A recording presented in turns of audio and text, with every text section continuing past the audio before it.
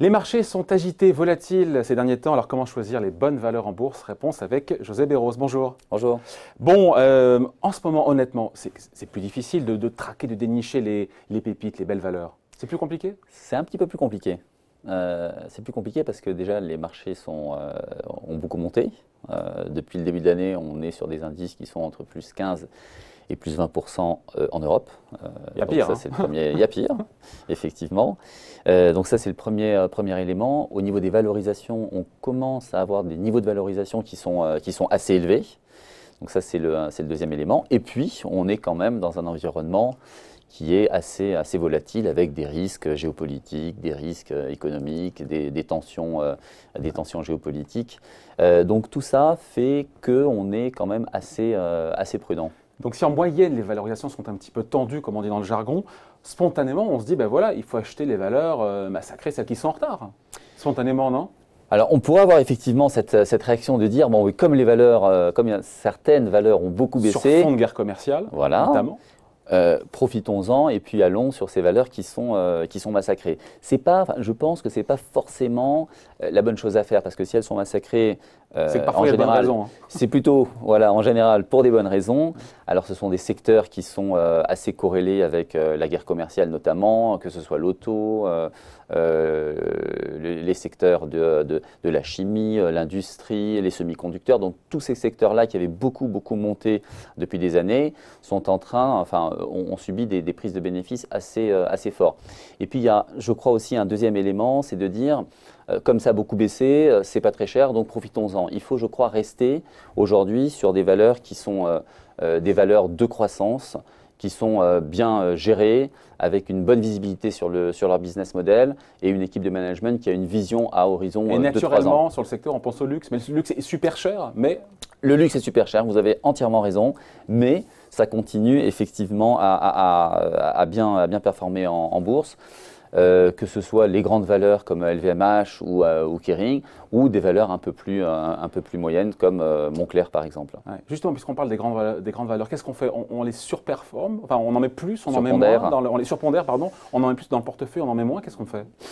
Je pense qu'il faut, encore une fois, je pense que c'est compliqué de raisonner uniquement sur les grandes et valeurs moyennes. Moi, je pense qu'on est plutôt à raisonner aujourd'hui sur les secteurs. Est-ce qu'il vaut mieux investir, comme vous l'avez dit, sur le secteur du luxe ou bien est-ce qu'il vaut mieux allouer une partie de son épargne sur le secteur automobile, par exemple?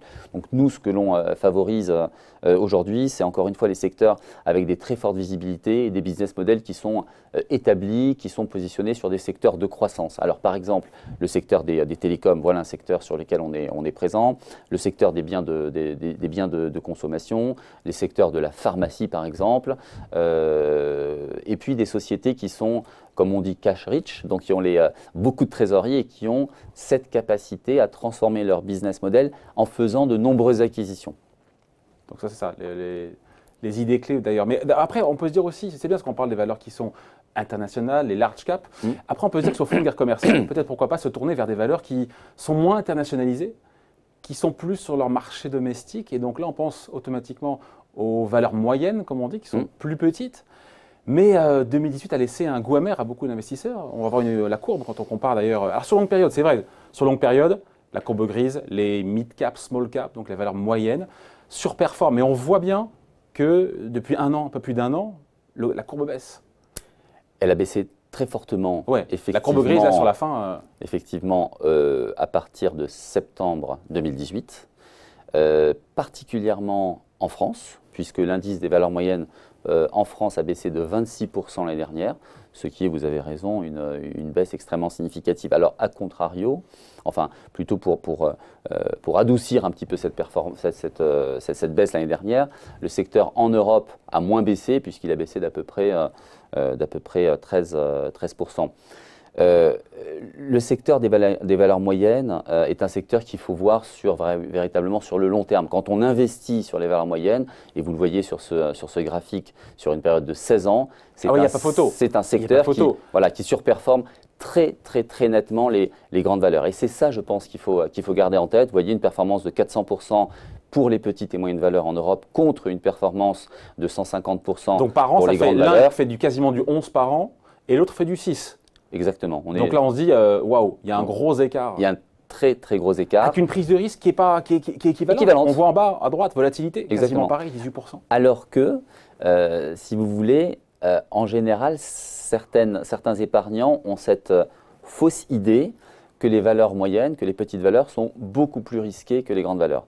Ce qui n'est pas vrai, vous le voyez encore une fois. Sauf fin 2018. Là, pour le coup, il y a le gadin. Mais ça n'empêche pas que sur 16 ans, bien sûr, il y a 150% d'écart, 250% d'écart. 250% d'écart, absolument. Il y a des périodes où la volatilité sur les valeurs moyennes est beaucoup plus importante, beaucoup plus élevée que sur les grandes valeurs, mais sur une longue période, on s'y retrouve toujours. C'est pour ça qu'il faut investir sur les valeurs moyennes, allouer une partie de son épargne et pas seulement les françaises, sur les valeurs moyennes. Et pas seulement les françaises. Surtout pas. Et il faut justement allouer une partie de son épargne sur les valeurs moyennes en Europe. Deux idées comme ça. Worldline, je sais qu'il y a Worldline. Pourquoi Worldline? Qu'est-ce qu'ils font d'ailleurs Worldline? Alors Worldline, c'est une société française qui est un des grands spécialistes européens des services de paiement.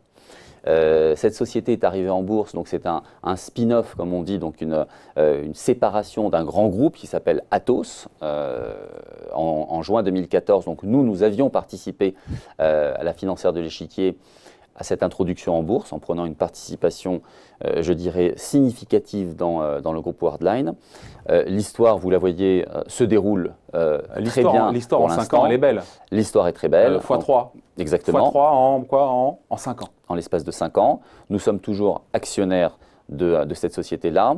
C'est une société qui est en train de s'installer comme un des leaders européens dans ce secteur du paiement, avec un business model qui est visible, des croissances de chiffre d'affaires entre 6 et 8% par an, des marges qui sont très élevées, une génération de free cash flow là aussi qui est supérieure à 200 millions d'euros par an, et puis une histoire qui a débuté mais qui va se continuer, qui va se poursuivre, une histoire de consolidation de ce marché en Europe. Mais c'est plus une valeur moyenne aujourd'hui. Autant en 2014, alors, ça pèse 2 milliards d'euros. Autant aujourd'hui, 7 milliards d'euros, c'est le poids boursier.